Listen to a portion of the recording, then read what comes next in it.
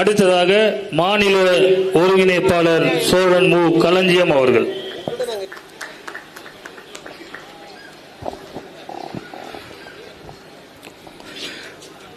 நாம் தமிழர் கட்சி ஒருங்கிணைத்து நடத்தி கொண்டிருக்கிற இஸ்லாமிய சிறை கைதிகளை விடுதலை செய்ய கோரிய இந்த பொதுக்கூட்டத்திலே பங்கேற்றிருக்கிற குருதி உறவுகள் அனைவருக்கும் மாலை வணக்கம். பொதுவாக சிறை கூடங்கள் என்பது தவறு செய்துவிட்டு செல்லுகிறவர்கள் திருந்தி வாழ்வதற்கான ஒரு இடம். ஆனால் இஸ்லாமிய சிறைவாசிகளை பொறுத்தளவில் சிறைக்குள்ளேயே கிடந்து மடிந்து போவதற்கான ஒரு இடமாக இன்றைக்கு இந்திய நிலப்பரப்பில் சிறைச்சாலைகள் இருக்கின்றன. 2021 திமுக தேர்தல் அறிக்கை 505 என்ன சொன்னுச்சு அப்படின்னு கேட்டீங்கன்னா, அப்பாவி சிறைவாசிகள் 10 ஆண்டுகளாக சிறைக்குள்ளே வாடிக்கொண்டிருக்கக்கூடிய இஸ்லாமியர்களை எங்களுக்கு நீங்கள் வாக்களித்தால் நாங்கள் விடுதலை செய்வோம் என்று சொன்னார்கள். அது அப்படியே இஸ்லாமிய சமூகம் அந்த ஒற்றை வாக்குறுதியை அப்படியே நம்பி சிந்தாமல் சிதறாமல் திமுகவுக்கு வாக்களித்தார்கள். திமுக இன்றைக்கு ஆட்சி அதிகாரத்துக்கு வந்து 5 ஆண்டுகள் ஆகிறது. இந்த 5 ஆண்டுகளில் அவர்கள் கொடுத்த அந்த 505வது வாக்குறுதியை இஸ்லாமிய சிறைவாசிகளை 10 ஆண்டுகளாக சிறைக்குள்ளே வாடுகிற சிறைவாசிகளை நாங்கள் விடுதலை செய்கிறோம் என்று கொடுத்த வாக்குறுதியை நிறைவேற்றினார்களா என்றால் இல்லை. பல்வேறு தரப்பினர், குறிப்பாக நாம் தமிழர் கட்சி, எங்கள் அண்ணன் செந்தமிழன் சீமான் அவர்கள் கொடுத்த அழுத்தத்தின் அடிப்படையில் 2021 டிசம்பர் மாதம் ஒரு குழு அமைத்தார்கள், என் ஆதிநாதன் குழு. அந்த குழு சிறையில இருக்கக்கூடிய இஸ்லாமிய சிறைவாசிகளை ஆய்வு செய்தது. 2022 அக்டோபர் 28 ஒரு அறிக்கை சமர்ப்பித்தது. அந்த அறிக்கையில இஸ்லாமிய சிறைவாசிகள் 264 பேரை முன் விடுதலை செய்யலாம் என்று அந்த அறிக்கை சொன்னது. என் குருதி உறவுகள், என் ரத்த சொந்தங்கள், இஸ்லாமியர்கள், சிந்திச்சு பாருங்க. ஆதிநாதன் குழுவை நீங்கள் ஏன் அமைத்தீர்கள்? அந்த குழுவினுடைய பரிந்துரை சிறையிலே வாடுகிற இஸ்லாமிய சொந்தங்கள் 264 பேரை முன் விடுதலை செய்யலாம் என்று பரிந்துரைத்ததே, அதை நீங்கள் நிறைவேற்றினீர்களா? எதற்காக வாக்குறுதி கொடுத்தீர்கள்? எதற்காக ஆதிநாதன் குழு அமைத்தீர்கள்? சிந்திச்சு பாருங்க. என் அன்பான உறவுகளை ஒன்னு சொல்லுவாங்க, நாங்க எழுதி இஸ்லாமிய உறவுகள் ஒரு 10 பேரோட பேரை எழுதி நாங்க ஆளுநருக்கு அனுப்பிச்சோம். ஆனா ஆளுநர் அதுல கையெழுத்து போடல, நாங்க என்ன பண்றது என்று ஒரு நாடகம் நடத்துவார்கள். என் அன்பான உறவுகளை, இந்திய அரசியல் அமைப்பு சட்டம் 161 ஒரு untouchable law. It is for state government. இம்மாநில அரசுகள் எடுக்கின்ற முடிவுகளில் உச்ச நீதிமன்றமே தலையிட முடியாது. அப்படியான ஒரு சட்டத்தை பயன்படுத்தி தான் இந்த 7 தமிழர் விடுதலையில் அவர்களை விடுதலை செய்ய முடிந்தது. என் அன்பான உறவுகளை, சட்டம் 161 என் மாநில அரசுக்கு வழங்கப்பட்டிருக்கிற இந்திய அரசியலமைப்பு சட்டத்தில் இருக்கிற ஒரு பிரத்யேகமான ஒரு பகுதி. அதை பயன்படுத்தி எத்தனை பேரை வேணாலும் விடுதலை செய்யலாம். யாரு? மாநில அரசு செய்யலாம். செஞ்சாங்களா? இல்ல. ஆனால் நம்முடைய குருதி உறவுகள், இஸ்லாமிய சொந்தங்கள் என்ன நினைக்கிறாங்க அப்படின்னா, திமுக தான் நமக்கு பாதுகாப்பு அப்படின்னு இன்னைக்கு வரைக்கும் நினைக்கிறாங்க.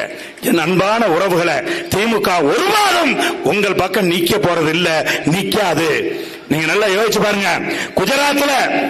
குஜராத்தில் நரேந்திர மோடி முதலமைச்சராக இருக்கின்ற போது அங்கு நடந்த ருத்ர தாண்டவத்தில் எத்தனை இஸ்லாமிய பெண்கள் கற்பழிக்கப்பட்டார்கள், எத்தனை இஸ்லாமியர்கள் வெட்டி கொல்லப்பட்டார்கள், எத்தனை பேரு சின்ன கை குழந்தைகள் உட்பட நெருப்பிலே வைத்து கொளுத்தப்பட்டார்கள். அதை ஆவணப்படுத்தி பிபிசி நிறுவனம் அதை ஆவணப்படுத்தி கொடுத்துச்சு. அந்த ஆவணத்தை இந்தியா முழுவதும் தடை செய்தார்கள்.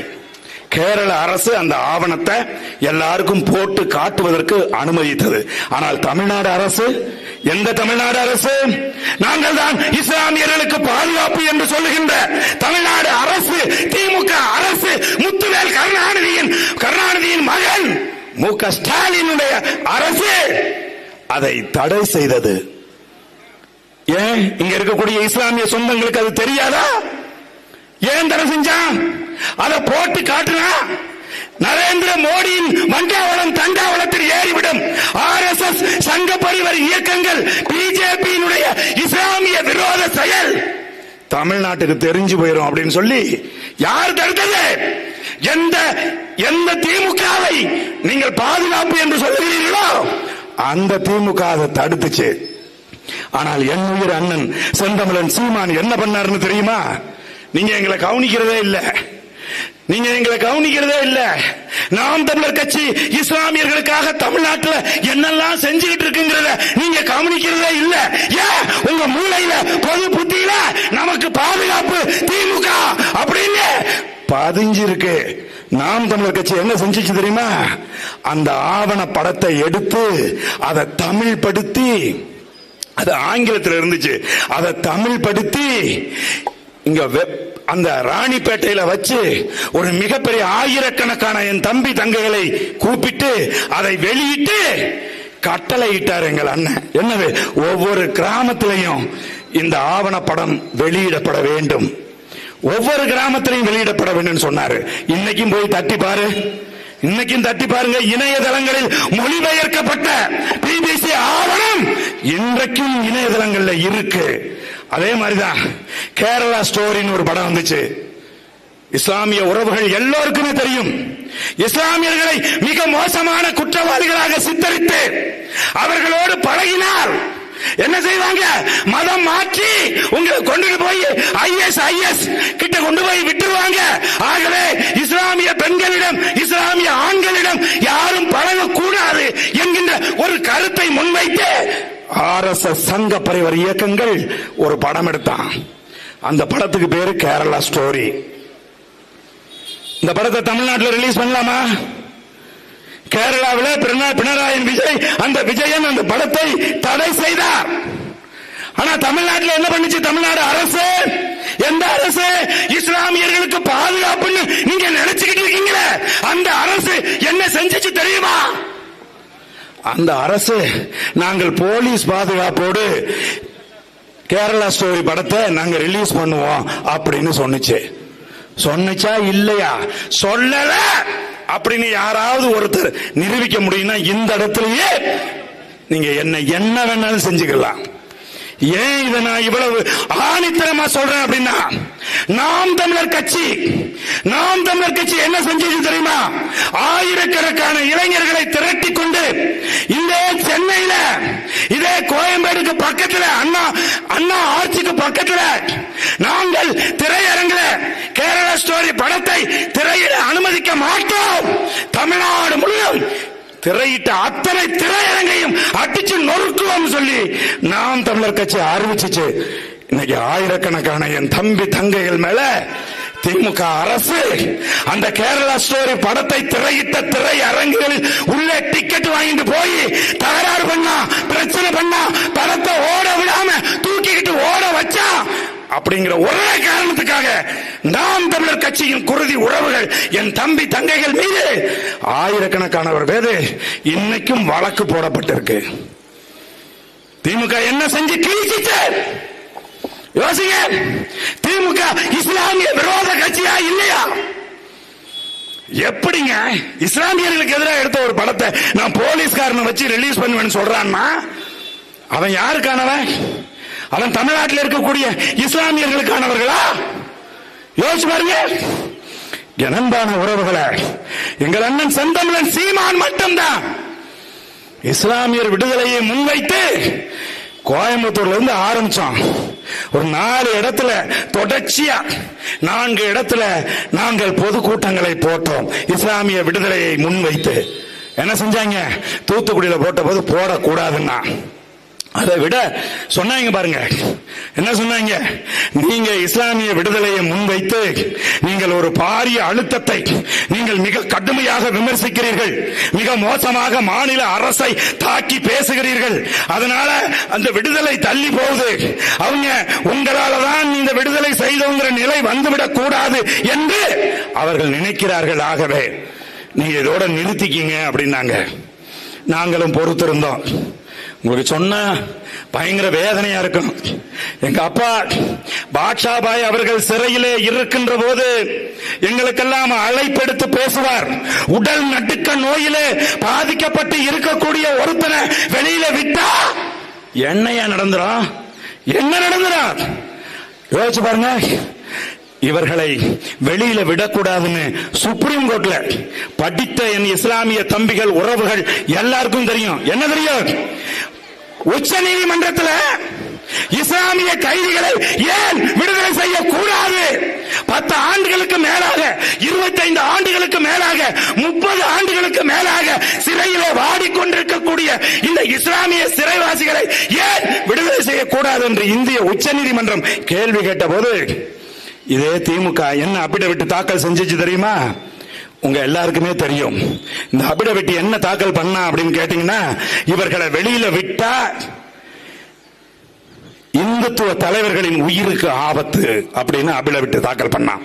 யாராவது ஒரு திமுக காரர் இதை மறுப்பதற்கு யாராவது ஒருத்தர் இருந்தா வா, இதே மேடையில வந்து மறுத்து பேசு பாப்பா. ஏண்டா 30 வருஷ காலமா தன் இளமை அனைத்தையும் துளைத்து விட்டு அரை நூற்றாண்டு சிறையில கிடக்கிறவன் வெளியில வந்தா RSS காரன் இந்துத்துவவாதிகளுக்கெல்லாம் உயிருக்கு ஆபத்தா? நான் கேட்கிறேன். ஆகவே என் அன்பான குருதி உறவுகளை, உங்களை ஏமாற்றுகிறது, உங்களை வெறும் வாக்கு வங்கியாக திமுக பார்க்குது. உங்களை எப்படி பார்க்குது? வெறும் வாக்கு வங்கியா பார்க்குது. ஆனால் என்னுடைய அண்ணன் செந்தமிழன் சீமான் தன் குருதி உறவாக, தாய் மாமனாக, அக்கா தங்கச்சியாக, அப்பா அம்மாவாக, ரத்த சொந்தமாக என் அண்ணன் செந்தமிழன் சீமான் இஸ்லாமிய உறவுகளை பார்க்கின்றார். அதனால என் அன்பான குருதி உறவுகளை, திமுகவை இனியும் நம்பி உங்களுடைய சிறைவாசிகளை, இஸ்லாமிய சிறைவாசிகள் நம்முடைய சொந்தங்கள், எங்க அண்ணன் சொன்னதிலேயே, என்னுயிர் அண்ணன் செந்தமிழன் சீமான் அவர்கள் சொன்னதிலேயே எனக்கு ரொம்ப, எங்களுக்கெல்லாம் மகிழ்ச்சி அளிப்பதும் வியப்பளிப்பதும் என்ன அப்படின்னு கேட்டீங்கன்னா, அவர் சொன்னாரு, நான் சிறுபான்மை என்கின்ற வார்த்தையை வெறுக்கிறேன் என்று சொன்னார். ஏன் சொன்னார் தெரியுமா? இங்க இருக்கக்கூடிய இஸ்லாமிய சொந்தங்களை, கிறிஸ்துவ சொந்தங்களை, இஸ்லாமியர்களை, கிறிஸ்துவர்களை சிறுபான்மையினர் என்று சொல்லி இருக்கக்கூடிய திமுக தொடர்ச்சியா அவர்களை சிறுபான்மையினர் என்று சொல்லி ஒரு உளவியல் சிக்கலுக்கு அவர்களை உள்ளாக்கி வைத்திருக்கிறார்கள். நம்ம கேட்கிறோம், கலைஞர் கருணாநிதி அவர்களினுடைய குடும்பம் என்ன பெரும்பான்மை குடும்பமா? எந்த பெரும்பான்மை? நீங்கள் தேசிய இன அடிப்படையில் எங்கள் அண்ணன் பழனி பாபா அவர்கள் சொன்னார்கள். என்ன சொன்னாரு? தேசிய இன அடிப்படையில் தமிழ்நாட்டில் இருக்கக்கூடிய பெரும்பான்மை சமூகத்தில் இஸ்லாமிய சமூகமும் ஒன்று, தமிழ் சமூகம். அண்ணன் பழனி பாபா கேட்டாரு, யார பார்த்து? ராமகோபாலன் சொன்னாரு, டேய் நான் வரும் பழனி பாபா இல்லடா, உண்மையாவே நான் பழனி பாபா. பழனி ஏன் ஊர்ரா, பழனி ஏன் கோயிலு, நான் வெளியில இருந்து வந்த மார்க்கத்தை தான் ஏற்றிருக்கிறேனே ஒழிய நான் இந்த மண்ணுக்கு சொந்தக்காரன். என்னென்னமோ நீ கைவர் போலன் கனவாய் வெளியா வந்த நாய், நீ என்ன யாரோன்னு கேக்குறிய? நான் இந்த மண்ணுக்கு சொந்தக்காரன்டா, வெறும் பாபாலடா, பழனி பாபாடா அப்படின்னு சொன்னார் எங்கள் புரட்சியாளர் பழனி பாபா அவர்கள். ஆகவே என் அன்பான குருதி உறவுகளை, 5 வருஷம் ஆச்சு, 505 என்கிற வாக்குறுதியை கொடுத்த 5 வருஷம் ஆச்சு. அந்த கட்சியிலையும் சில பேர், திமுகவிலையும் சில பேர் திமுக சின்னத்திலேயே நின்று வெற்றி அடைந்த இஸ்லாமியர்கள் தான் இருக்காங்க. 5 வருஷமா நீங்க ஒரு வாக்குறுதி கொடுத்தீங்களா ஐயா, அதை என்னையா பண்ணுனீங்க?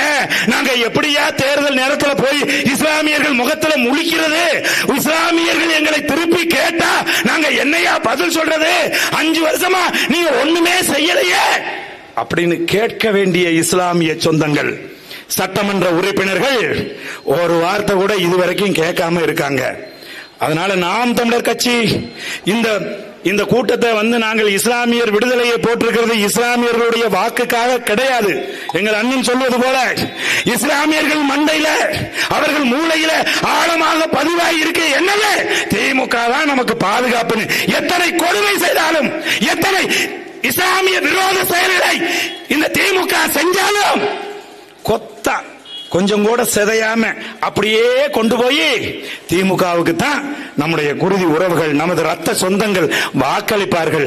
ஆகவே என் அன்பான உறவுகளை, நீங்க எதிர்வரும் 2026 தேர்தலில் நாம் தமிழர் கட்சிக்கு நீங்கள் வாக்களித்தால் உறுதியாக நாம் தமிழர் கட்சி வென்று ஆட்சி அதிகாரத்துக்கு வந்தா 10 ஆண்டுகளுக்கு மேல மட்டும் இல்ல, அனாவசியமா பொய்யா குற்றம் சாட்டி சிறைக்குள்ளே வாடி கொண்டிருக்கக்கூடிய எங்கள் குருதி உறவுகள் அனைவரையும் நாம் தமிழர் கட்சி ஆட்சியில நாங்கள் விடுதலை செய்வோம் என்று கூறி வாய்ப்புக்கு நன்றி கூறி விடைபெறுகிறேன். நன்றி, வணக்கம்.